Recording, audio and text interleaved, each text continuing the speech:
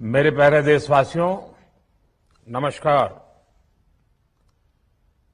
Corona की दूसरी wave और दूसरी वेव से हम भारतवासियों की लड़ाई जारी है। दुनिया के अनेक भारत भी इस लड़ाई के दौरान बहुत बड़ी पीड़ा से गुजरा है।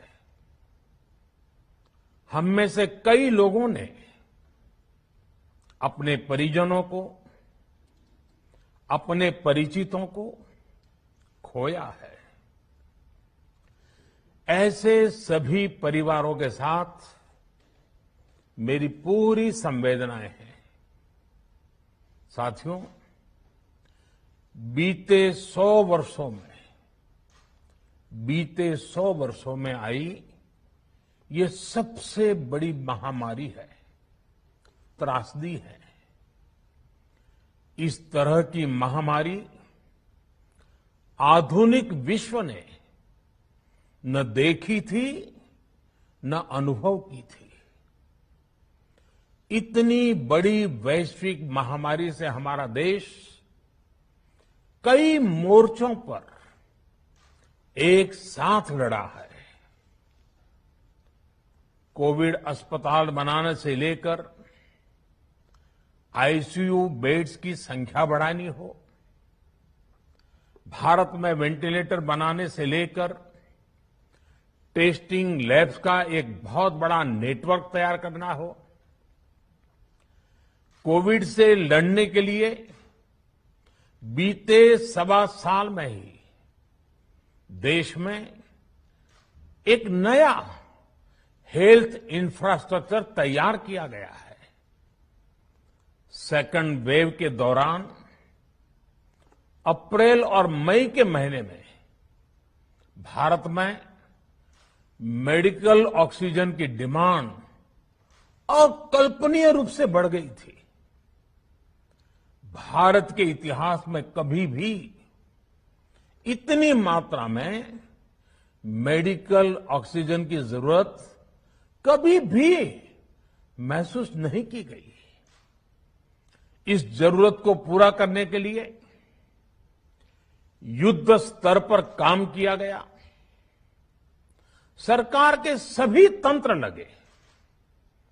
ऑक्सीजन रेल चलाई गई, एयरफोर्स के विमानों को लगाया गया, नौसेना को लगाया गया। बहुत ही कम समय में लिक्विड मेडिकल ऑक्सीजन के प्रोडक्शन में 10 गुना से ज्यादा बढ़ाया गया। दुनिया के हर कोने से, जहां कहीं से भी जो कुछ भी उपलब्ध हो सकता था, उसको प्राप्त करने का भरसक प्रयास किया गया, लाया गया। इसी तरह जरूरी दवाओं के प्रोडक्शन को कई गुना बढ़ाया गया। विदेशों में जहां भी दवाइयां उपलब्ध हो, वहां से उन्हें लाने में कोई कोर कसर बाकी नहीं छोड़ी गई। साथियों, कोरोना जैसे अदृश्य और रूप बदलने वाले दुश्मन के खिलाफ लड़ाई में सबसे प्रभावी हथियार कोविड प्रोटोकॉल है। मास्क, 2 गज की दूरी और बाकी सारी सावधानियां, उसका पालन ही है। इस लड़ाई में वैक्सीन हमारे लिए सुरक्षा कवच की तरह है। आज पूरे विश्व में वैक्सीन के लिए जो मांग है, उसकी तुलना में उत्पादन करने वाले देश और वैक्सीन बनाने वाली कंपनियां बहुत कम है, इन्हीं गिनी हैं। कल्पना करिए कि अभी हमारे पास भारत में बनी वैक्सीन नहीं होती तो आज भारत जैसे विशाल देश में क्या होता।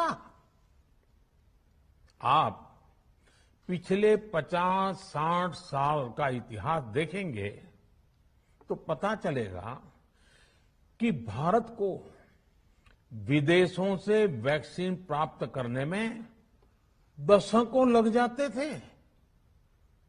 विदेशों में वैक्सीन का काम पूरा हो जाता था, तब भी हमारे देश में वैक्सीनेशन का काम शुरू भी नहीं हो पाता था। पोलियो की वैक्सीन हो, स्मॉल पॉक्स, जहां गांव में हम उसको चेचक कहते हैं, चेचक की वैक्सीन हो, हेपेटाइटिस बी की वैक्सीन हो, इनके लिए देशवासियों ने दशकों तक इंतजार किया था। जब 2014 में देशवासियों ने हमें सेवा का अवसर दिया, तो भारत में वैक्सीनेशन का कवरेज 2014 में भारत में वैक्सीनेशन का कवरेज सिर्फ 60% के आसपास था, 60% के आसपास था। और हमारी दृष्टि में ये बहुत चिंता की बात थी। जिस रफ्तार से भारत का टीकाकरण कार्यक्रम चल रहा था, उस रफ्तार से देश को 100% टीकाकरण कवरेज का लक्ष्य हासिल करने में करीब करीब 40 साल लग जाते हैं। हमने इस समस्या के समाधान के लिए मिशन इंद्रधनुष को लॉन्च किया। हमने तय किया कि मिशन इंद्रधनुष के माध्यम से युद्ध स्तर पर वैक्सीनेशन किया जाएगा और देश में जिसको भी वैक्सीनेशन की जरूरत है उसे वैक्सीन देने का प्रयास होगा। हमने मिशन मोड में काम किया और सिर्फ 5-6 साल में ही वैक्सीनेशन कवरेज 60% से बढ़कर 90% से भी ज्यादा हो गई। 60 से 90, यानी हमने वैक्सीनेशन की स्पीड भी बढ़ाई और दायरा भी बढ़ाया। हमने बच्चों को कई जानलेवा बीमारियों से बचाने के लिए कई नए टीकों का भी भारत के टीकाकरण अभियान का हिस्सा बना दिया। हमने इसलिए किया क्योंकि हमें हमारे देश के बच्चों की चिंता थी, गरीब की चिंता थी, गरीब के उन बच्चों की चिंता थी जिन्हें कभी टीका लग ही नहीं पाता था। हम 100% टीकाकरण कवरेज की तरफ बढ़ रहे थे कि कोरोना वायरस ने हमें घेर लिया। देश ही नहीं, दुनिया के सामने फिर पुरानी आशंकाएं घिरने लगी कि अब भारत कैसे इतनी बड़ी आबादी को बचा पाएगा। लेकिन साथियों, जब नीयत साफ होती है, नीति स्पष्ट होती है, निरंतर परिश्रम होता है, तो नतीजे भी मिलते हैं। हर आशंका को दरकिनार करके भारत ने 1 साल के भीतर ही एक नहीं बल्कि 2 made in India vaccine launch कर दी। हमारे देश ने, देश के वैज्ञानिकों ने ये दिखा दिया कि भारत बड़े बड़े देशों से पीछे नहीं है।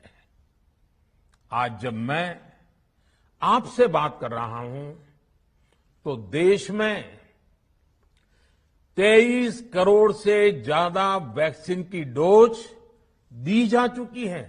23 करोड़। साथियों, हमारे यहां कहा जाता है, विश्वासेन सिद्धिः, विश्वासेन सिद्धिः, अर्थात हमारे प्रयासों में हमें सफलता तब मिलती है जब हमें स्वयं पर विश्वास होता है। हमें पूरा विश्वास था कि हमारे वैज्ञानिक बहुत ही कम समय में वैक्सीन बनाने में सफलता हासिल कर लेंगे। इसी विश्वास के चलते जब हमारे वैज्ञानिक अपना रिसर्च वर्क कर ही रहे थे, तभी हमने लॉजिस्टिक्स और दूसरी तैयारियां शुरू कर दी थी। आप सब भली भांति जानते हैं कि पिछले साल यानी 1 साल पहले, पिछले साल अप्रैल में जब कोरोना के कुछ ही हजार केस थे, उसी समय वैक्सीन टास्क फोर्स का गठन कर दिया गया था। भारत के लिए वैक्सीन बनाने वाली कंपनियों को सरकार ने हर तरह से सपोर्ट किया। वैक्सीन निर्माताओं को क्लिनिकल ट्रायल में मदद की गई, रिसर्च और डेवलपमेंट के लिए जरूरी फंड दिया गया। हर स्तर पर सरकार उनके साथ कंधे से कंधा मिलाकर चली। आत्मनिर्भर भारत पैकेज के तहत मिशन कोविड सुरक्षा के माध्यम से भी उन्हें हजारों करोड़ रुपए उपलब्ध कराए गए। पिछले काफी समय से देश लगातार जो प्रयास और परिश्रम कर रहा है, उससे आने वाले दिनों में वैक्सीन की सप्लाई और भी ज्यादा बढ़ने वाली है। आज देश में 7 कंपनियां विभिन्न प्रकार की वैक्सीन का प्रोडक्शन कर रही है। 3 और वैक्सीन का ट्रायल भी एडवांस स्टेज पे चल रहा है। वैक्सीन की उपलब्धता बढ़ाने के लिए दूसरे देशों की कंपनियों से भी वैक्सीन खरीदने की प्रक्रिया को तेज किया गया है। इधर हाल के दिनों में कुछ एक्सपर्ट्स द्वारा हमारे बच्चों को लेकर भी चिंता जताई गई है। इस दिशा में भी 2 वैक्सीन का ट्रायल तेजी से चल रहा है। इसके अलावा अभी देश में एक नेजल वैक्सीन पर भी रिसर्च जारी है। इसे सिरिंज से न देकर नाक में स्प्रे किया जाएगा। देश को अगर निकट भविष्य में इस वैक्सीन पर सफलता मिलती है, तो इससे भारत के वैक्सीन अभियान में और ज्यादा तेजी आएगी।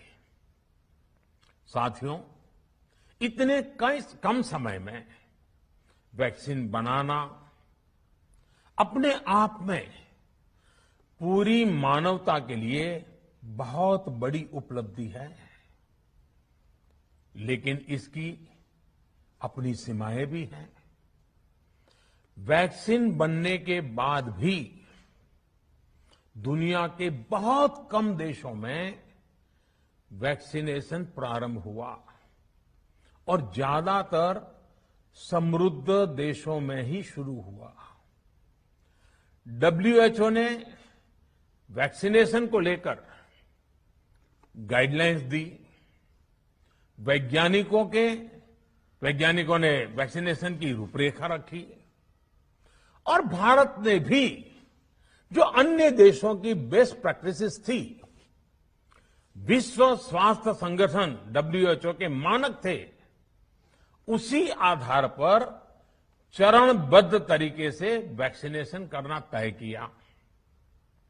केंद्र सरकार ने मुख्यमंत्रियों के साथ हुई अनेकों बैठकों से जो सुझाव मिले, संसद के विभिन्न दलों के साथियों द्वारा जो सुझाव मिले, उसका भी पूरा ध्यान रखा। इसके बाद ही ये तय हुआ कि जिन्हें कोरोना से ज्यादा खतरा है, उन्हें प्राथमिकता दी जाएगी।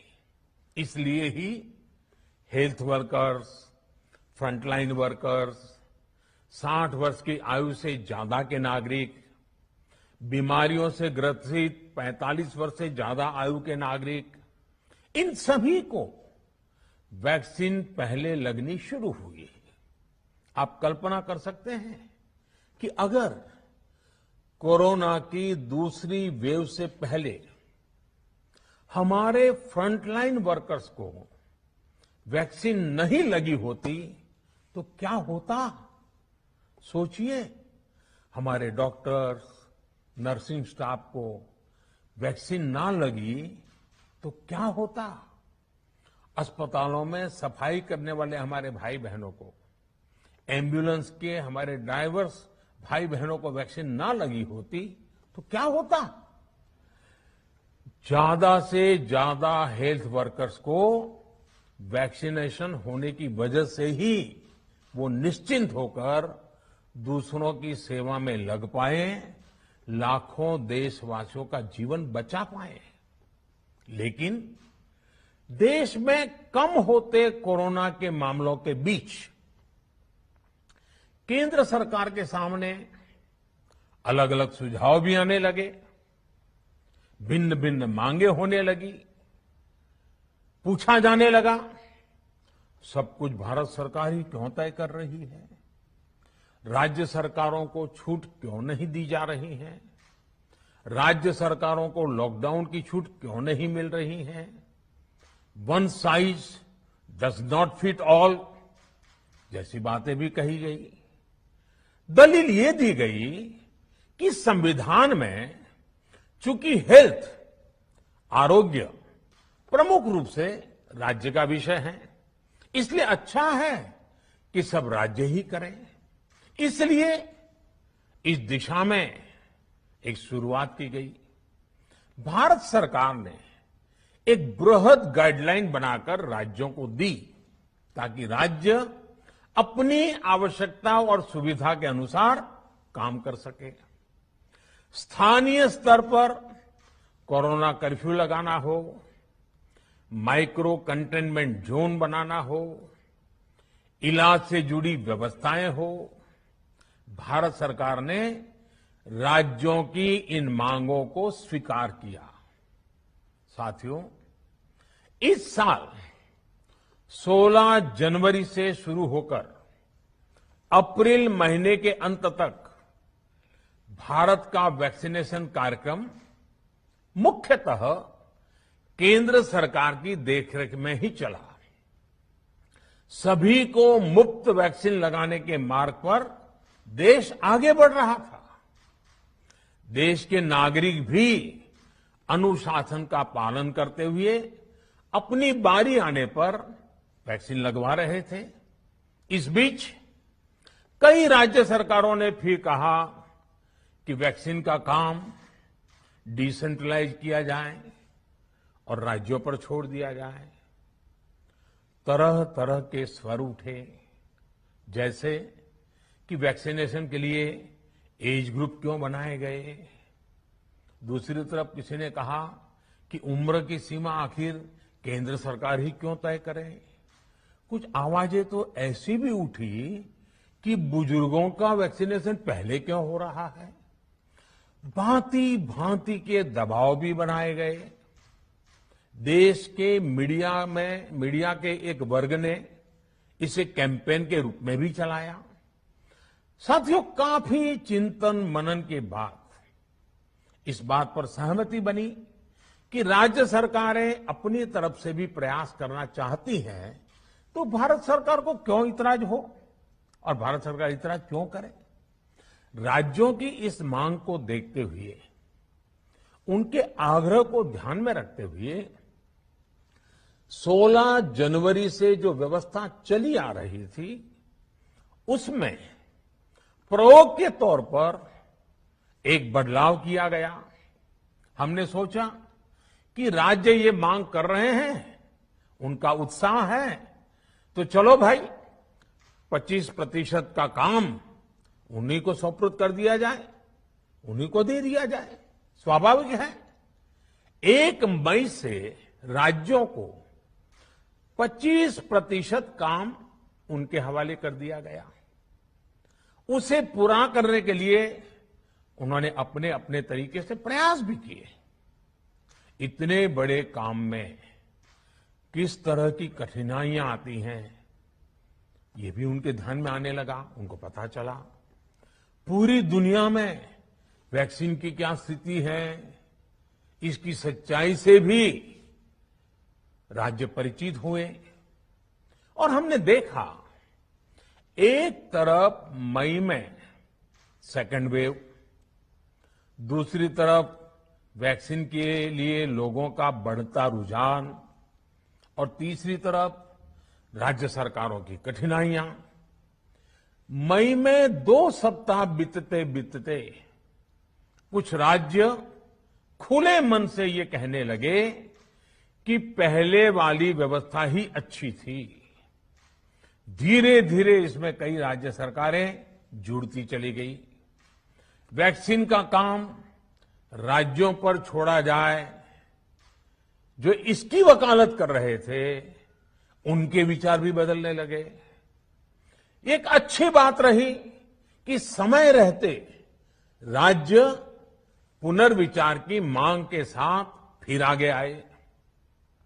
राज्यों की इस मांग पर हमने भी सोचा कि देशवासियों को तकलीफ ना हो, सुचारू रूप से उनका वैक्सीनेशन हो। इसके लिए 1 मई के पहले वाली, यानी 1 मई के पहले 16 जनवरी से अप्रैल अंत तक जो व्यवस्था थी, पहले वाली पुरानी व्यवस्था को फिर से लागू किया जाए।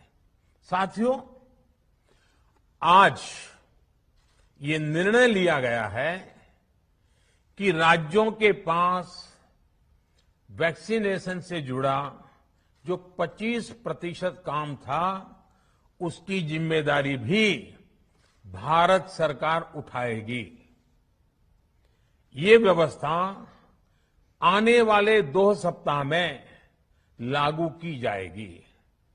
इन 2 सप्ताह में केंद्र और राज्य सरकारें मिलकर नई गाइडलाइंस के अनुसार आवश्यक तैयारी कर लेगी। संयोग है कि 2 सप्ताह बाद 21 जून को ही अंतर्राष्ट्रीय योग दिवस भी है।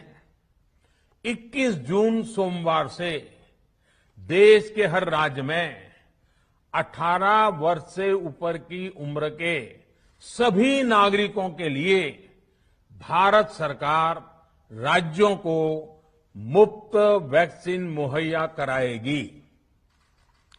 वैक्सीन निर्माताओं से कुल वैक्सीन उत्पादन का 75% हिस्सा भारत सरकार खुद ही खरीदकर राज्य सरकारों को मुफ्त देगी।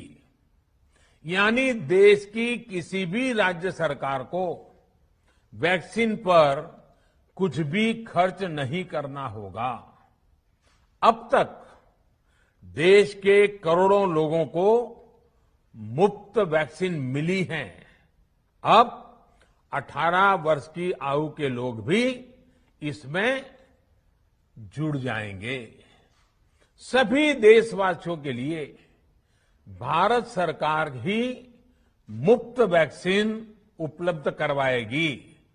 गरीब हो, निम्न मध्यम वर्ग हो, मध्यम वर्ग हो या फिर उच्च वर्ग, भारत सरकार के अभियान में मुफ्त वैक्सीन ही लगाई जाएगी। हां, जो व्यक्ति मुफ्त में वैक्सीन नहीं लगवाना चाहते, प्राइवेट अस्पताल में वैक्सीन लगवाना चाहते हैं, उनका भी ध्यान रखा गया है। देश में बन रही वैक्सीन में से 25% प्राइवेट सेक्टर के अस्पताल सीधे ले पाए, ये व्यवस्था जारी रहेगी। प्राइवेट अस्पताल वैक्सीन की निर्धारित कीमत के उपरांत एक डोज पर अधिकतम 150 रुपये ही सर्विस चार्ज ले सकेंगे। इसकी निगरानी करने का काम राज्य सरकारों के पास ही रहेगा। साथियों, हमारे शास्त्रों में कहा गया है प्राप्य आपदम न व्यथते कदाचित, उद्योगम अनु इच्छति चा प्रमत्तः। अर्थात विजेता आपदा आने पर उससे परेशान होकर हार नहीं मानते, बल्कि उद्यम करते हैं, परिश्रम करते हैं और परिस्थिति पर जीत हासिल करते हैं। कोरोना से लड़ाई में 130 करोड़ से अधिक भारतीयों ने अभी तक की यात्रा आपसी सहयोग, दिन रात मेहनत करके तय की है। आगे भी हमारा रास्ता हमारे श्रम और सहयोग से ही मजबूत होगा।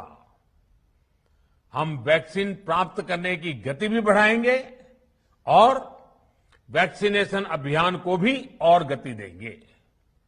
हमें याद रखना है कि भारत में वैक्सीनेशन की रफ्तार आज भी दुनिया में बहुत तेज है, अनेक विकसित देशों से भी तेज है।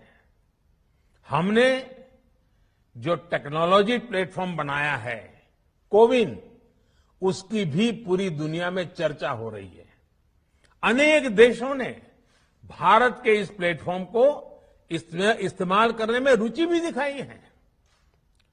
हम सब देख रहे हैं कि वैक्सीन की एक एक डोज कितनी महत्वपूर्ण है। हर डोज से एक जिंदगी जुड़ी हुई है। केंद्र सरकार ने ये व्यवस्था भी बनाई है कि हर राज्य को कुछ सप्ताह पहले ही बता दिया जाएगा कि उसे कब कितनी डोज मिलने वाली है।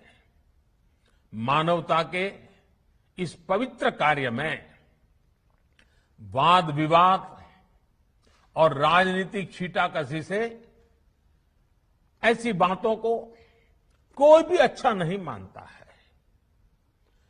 वैक्सीन की उपलब्धता के अनुसार पूरे अनुशासन के साथ वैक्सीन लगती रहे, देश के हर नागरिक तक हम पहुंच सके, ये हर सरकार, हर जनप्रतिनिधि, हर प्रशासन की सामूहिक जिम्मेदारी है। प्रिय देशवासियों, टीकाकरण के अलावा आज एक और बड़े फैसले में, उस फैसले से मैं आपको अवगत कराना चाहता हूं। पिछले वर्ष जब कोरोना के कारण लॉकडाउन लगाना पड़ा था, तो प्रधानमंत्री गरीब कल्याण अन्न योजना के तहत 8 महीने तक 80 करोड़ से अधिक देशवासियों को मुफ्त राशन की व्यवस्था हमारे देश ने की थी। इस वर्ष भी दूसरी वेव के कारण मई और जून के लिए भी इस योजना का विस्तार किया गया था। आज सरकार ने फैसला लिया है कि प्रधानमंत्री गरीब कल्याण अन्न योजना को अब दीपावली तक आगे बढ़ाया जाएगा। महामारी के इस समय में सरकार